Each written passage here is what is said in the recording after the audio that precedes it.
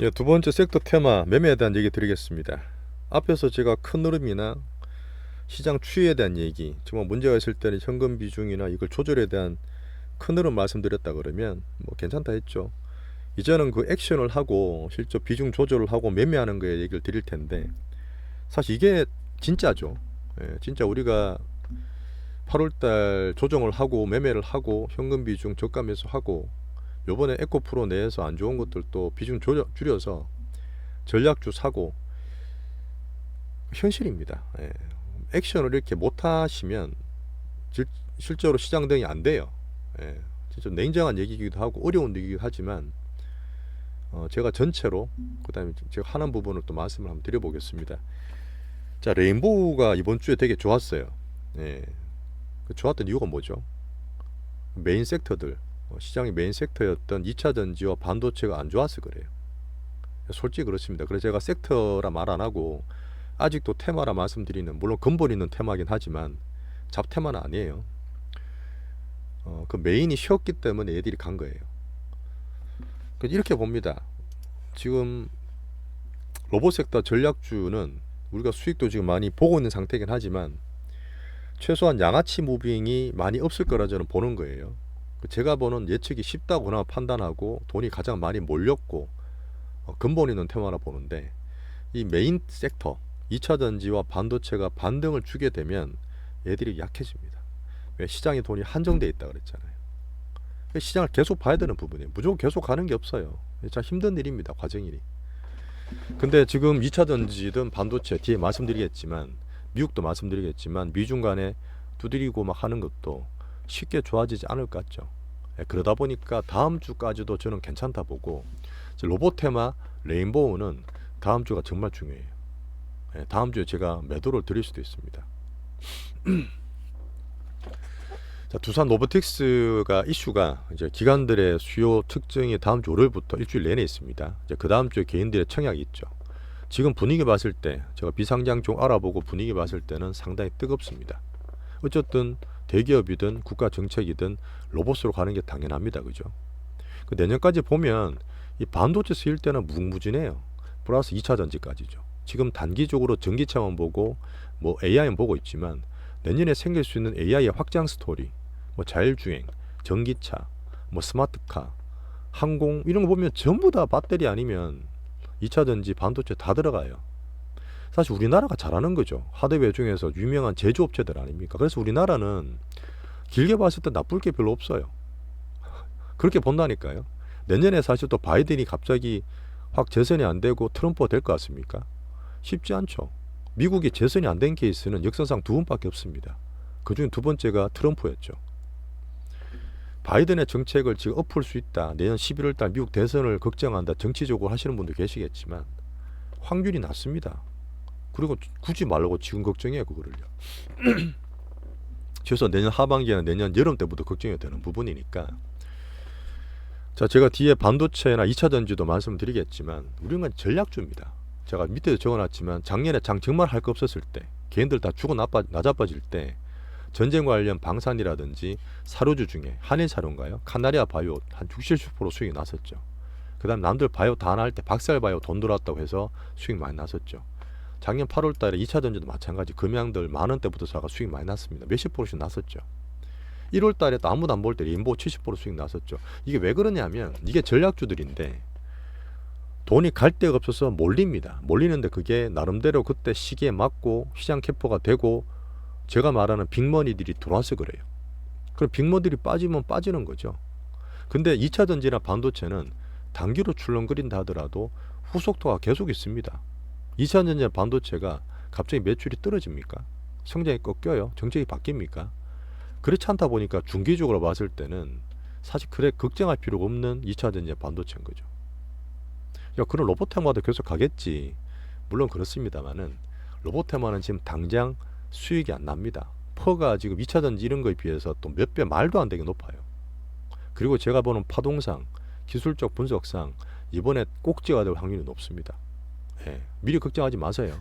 자, 그러면 아직도 제가 섹터가 아니고 테마라 부리는 그 중에서 가장 로봇 테마의 메인이 레인보우라 저는 보는 이유인데, 올해 초부터 3만 원대부터 저는 30만 원 보는 거예요. 간단하죠. 예, 어디서부터 시작하느냐는 물론 제 계중이긴 하지만 올해 초에 2차 전지 나오기 전에 로봇 테마가 원래 이 시장에 개인들이 정말 좋아하는 테마였고 3만 원짜리가 한 달도 안 돼서 한 더블 이상 났었습니다. 이때 저희도 한 60, 70% 수익 났었어요. 그리고 지금 3월 달까지 잘 갔죠. 이게 3만 원짜리가 거의 5배를 보냈네요. 5배. 제가 원래 올라갈 때 우리나라 수급 매집장에서 테마주 올라갈 때는 2배, 3배, 5배, 10배 보통 이래 한다 말씀드렸습니다. 뭐 4배라든지 7배 이런 거 없어요. 그게 어떤 약간 특징적인 그런 통계입니다. 자, 그리고 지금 2차 전지나 반도체 밀려서 이때 2차 전지, 이때는 반도체 밀려서 못 가고 있다가 다시 올라가죠. 이 빅머니들이 안 빠진 거예요. 안 빠지고 다시 지금 피날레 만들면서 아까 말했던 그 메인 테마 쉴 때 두산 로보틱스 같은 걸 이용해서 개인들을 꼬시고 있는 겁니다. 참 나쁘죠. 뭐 그런 걸 따라다니는 우리도 뭐 좋다고 말씀을 할 수 없지만 냉정한 현실입니다.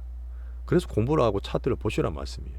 우리나라 특히 주식 투자하실 때는 30만 원까지 봐도 지금 수익이 50%더 나야 돼요. 근데 저는 예전처럼 이 변동성 예전과 다르게 아주 심합니다. 지금 살 게 너무 많고 테마가 너무 잡다하게 올라오고 개인들이 스마트해서 변동성이 크기 때문에 얘들도 분명히 빠질 때가 있습니다. 근데 그건 보고 있는 거예요. 언제 엑시트 하느냐. 너네들 언제 엑시트 할래? 그거 따라 엑시트 할 때 때릴 겁니다. 그래서 제가 20만 원에서 30만 원 사이로 그냥 말씀을 드린 거예요. 이거는 뭐 제가 보는 부분이고 눈 빠지게 제가 노가다는 부분입니다. 어떻게 제가 말씀을 못 드리겠어요. 물론 제가 이제 실시간으로 하면 SNS나 유튜브에 이제 그 뭐죠 커뮤니티에 글을 올릴 수 있기 때문에 그때는 제가 말씀을 좀 드리겠지만 지금 우리가 16만 원대부터 모았어요. 16만 원대부터 이미 한 30% 20%다 수익이 나 있습니다. 자, 여기에서 추가적으로 더 갈지 안 갈지에 대한 부분이고 결국 꼭지에서 못 팔아요. 하지만 수익이 나기 때문에 전략적으로 꽤 많은 비중을 실었기 때문에 수익 보고 우리는 즐겁게 나오면 됩니다. 그게 다음 주일 수 있으니까 그거 다음 주 좀 신경을 좀 같이 써주세요. 그리고 변동성 심하기 때문에 워낙 큰 주라서 우리가 산다 팔았다 해서 시세가 움직이지는 않겠지만 그래도 이번에는 우리끼리 매매 패턴을 좀 보시면서 같이 보시죠. 그나마 양아치 무빙이 없기 때문에 제가 이것저것 테마를 고를 때 얘를 선택한 겁니다. 양아치 무빙의 그 잡테마의 기준이 뭐라 했죠? 성장과 어닝과 시장 캐퍼로 보는데 얘는 성장도 좋고 하지만 어닝이 좀 나빠요. 그래서 사실 내가 짧게 좀 보는 그런 면이 있습니다. 왜? 정말 성장이 되지만 어닝이 나올 때 돈이 돼서 밸류를 따질 때 되면 또 갑니다. 애들요. 예, 또 가요. 왜 2차 전지가 지금만 간 거 아니죠. 예전에 정말 어닝이 이렇게 나오기 전에 2020년도 그랬고요. 그때 4배씩 올랐습니다. 에코프로. 그때는 어닝이 이 정도 안 나왔죠. 올해부터 갑자기 미국 IRA 수준 나오고 돈이 막 팍팍 붙기 시작하니까 그런 거지. 결국은 로봇도 테마들이 돌고 도는데 다음에 또 살 게 있고 이번 사이클에 봤을 때는 10배 정도 저는 보고 있는 겁니다. 예, 그 정도로 로봇 테마를 봐주세요. 자, 그리고 2차 전지는 좀 걱정하시는 분도 계시고 긴밀하게 대처를 못 하셔서 제가 얘기를 했다 하더라도 포션이라든지 매매를 못 하신 분도 계실 거라고 봅니다. 암만 제가 강하게 말씀드리더라도 저랑 몇 년 하셨고 십몇 년 하신 형님들도 잘 못 하세요. 그냥 갖고 있는 거에 대해서 인이 배기는 거예요. 그래 갖고 있으면 가겠지. 근데 그게 매매를 안 하고 부분적으로 조정을 안 하면 정말 큰 대형주들도 보시면 고점에서 50%씩 빠져요. 에코프로빔 50% 빠졌어요. 에코프로도 30%씩 떨어졌습니다. 아깝잖아요, 솔직히. 근데 그것 때문에 저도 한번 예전에 많이 겪었기 때문에 기술적 패턴이나 수급이나 이런 걸 얘기를 자꾸 드리는 거예요. 2차 전지는 내년 보시면 또 괜찮아요, 사실은요. 예, 하반기는 조금 쉽니다. 예, 중국 공급 과잉이다. 보조금이 축소된다. 초기에 말씀드렸던 글로벌 소비가 조금 영향을 받고 있잖아요. 그나마 견조하다 보는 미국 소비도 연착륙한다는 얘기는 서서히 빠진다는 얘기입니다. 이제 그런 면이 소비 측면에 파는 상품이나 제품 쪽에서는 조금씩 타격을 받겠죠. 그러니까 전기차 좀 적게 팔릴 수 있겠죠. 자, 그러다 보니까 점점 가성비를 따지고 뭐 공급 과잉 얘기도 있지만 테슬라가 그렇게 가격을 빨리빨리 낮추고 치킨 게임 하는 이유입니다. 전 세계주 다 마찬가지일 거예요. 지금 보면 여러 가지 섹터 글로벌적으로 노동자들은 다 노조가 난립니다. 기업들 어떻게든 비용을 줄이려 해서 빨리 AI나 로봇을 돌려야 되고요. 싸우는 거예요, 사실은요. 세상 그렇게 돌아가는 거죠. 그 가운데서 우리가 어디로 어떤 스토리를 가지고 시장에 돈이 가는지를 보면서 투자를 하고 있는 겁니다. 정말 하이테크 분야이거든요. 자, 2차 전지는 방금 말씀드린 것처럼 하반기 때 좀 약하게 보세요. 물론 그 사이에서 제가 포스코 쪽으로 매가 살짝 갈 수 있다는 시나리오 아직도 세우고 있습니다. 포스코 DX 오늘 팔라 말씀드렸지만 다른 포스코들은 아직 괜찮아요. 자, 문제는 뭡니까? 에코프로죠. 에코프로 좀 말씀을 좀 드려볼게요. 결국 수급 싸움입니다. 그죠? 아마 우리가 성장 스토리다 뭐다 해도 올해 내내 에코프로 오른 것들을 외국인들, 기관들이 인정했습니까? 인정한 적 없어요. 개인들이 싸워서 이걸 다 읽은 겁니다. 10만원짜리를 15만원 보낸 거예요. 참 10만원짜리를 100만원, 150만원 보낸 거예요. 이때 사는 사람들은 여전히 수익이 몇 배씩 나 있습니다. 우리 중기비중도 마찬가지고요. 위에서 못 팔아 좀 속상할 뿐이지 밑에 사는 이 돈 많은 사람들은 다 수익이 나 있다고요. 자, 그리고 제가 말씀드렸던 9월 달에 계속 파는 부분, 이 성장 동력 수급 만들었던 개인들, 개인 신용들이 좀 안 되기 시작했지만 지금 개인 신용들 미리 많이 수익 났던 개인 신용들이 팔고 있습니다. 그 대주 조건을 미리 급내서 미리 대비를 해서 팔고 있어요. 그래서 지금 개인 수급의 어떤 파워는 떨어진 상태입니다. 그럼 제가 바라는 건 뭐죠? MSCI나 FTSE 관련 외국인 수급인데, 자, 한번 보여드릴게요. 자, 외국인 수급을 한번 위로 당겨 보겠습니다. 기관 수급이네. 기관 안 봅니다. 외국인 수급을. 자, 파란색이 외국인 수급이에요. 올 초에부터 이래 10만원짜리 올라갈 때 개인만 산 거 아닙니다. 초기 때 이게 누구죠? 외국인이 10만원대부터 20만원까지 급속도로 샀어요. 에코풀의 지분율을 한 7%짜리를 14%까지 늘리면서 초기 때 불 붙인 거는 외국인이 붙였다고요. 그 제가 10만원에 사고 갖고 있던 걸 20만원에 절반 팔았습니다. 그때 외국인 보고 따라한 거예요, 저는요. 뭐 이게 다 드리는데 어쨌든 그리고 나서 중간에 들고 있다가 80만원까지 할 때 계속 팔았습니다. 자, 기관들이 안 좋다가 셀보고서 내고 이동철 회장님 나오고 중간에 이제 들어오다가 다시 쇼커버링 들어오고 쇼커버링 또 들어오고 이때 외국으로 떴죠. 서서히 매수 들어옵니다.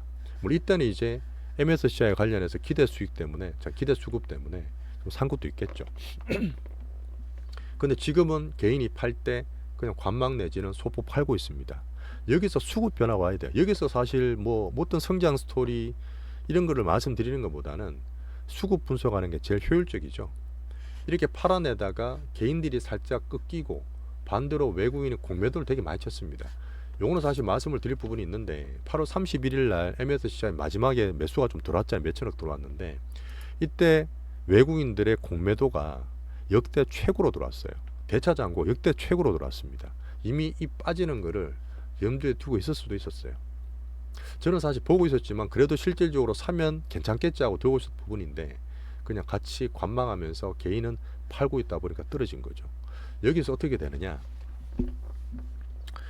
외국인이 사서 급등을 시키기 힘듭니다. 왜? 얘들은 그런 수급이 아니에요. 외국인들은 시간도 많고 돈도 많기 때문에 내년 보고 해도 됩니다. 개인들이 워낙 많이 가서 피날레 쳤기 때문에 엄청 고생하시고 있는 거고 고생되는 기한이 조금 더 갈 수도 있어요. 저희도 중기 전략이나 단기 전략을 좀 바꿔야 되는 거죠. 어떻게 보면 이번에 단기 부분을 좀 팔아서 많이 팔아가지고 제가 로봇 샀는 것처럼 단기 전략 이미 바꾸고 있는 거고요. 중기 전략도 원래 130만원 넘어 살라다가 이 고점이 아니라 이때 고점 130만원 고점 보고 빼고 있는 겁니다. 시장이 그래요. 예, 적응해야 됩니다. 그러면 제가 뭐 수익은 나 있는 상태지만 여기서 반등을 주게 되면 중기 비중도 일부 좀 줄이려고 말씀을 드릴게요. 그렇게 해야 되는 부분이 있고, 그러면 그거는 제가 반도체를 살 거예요. 네, 반도체를 살 거예요. 그래서 혹시나 지금 여기에 비중이 많은 분들은 큰 기대를 안 하시는 게 좋습니다. 하지만 여기서 엄청 더 빠질 것도 아니에요. 차라리 내년 보고 앞으로 남은 4개월 기다리셔도 돼요. 오히려 미리 좀 빼고 있고 대주조갈 요건 매도가 나오고 있지 않습니까? 이미 개인들이 팔고 있다니까요. 대주 요건 그 걱정 때문에. 제가 봤을 때는 이 밴드가 100만원에서 90만원 밴드거든요. 요 사이에서 바닥을 만들 수 있다 저는 봅니다. 에코프로가 2020년도에도 10배 올랐어요. 2020년 코로나 때도. 그때도 보시면 연말에 대주 조건이 있었지만 막판에 미리 조정받고 오히려 반등전 경우도 있습니다.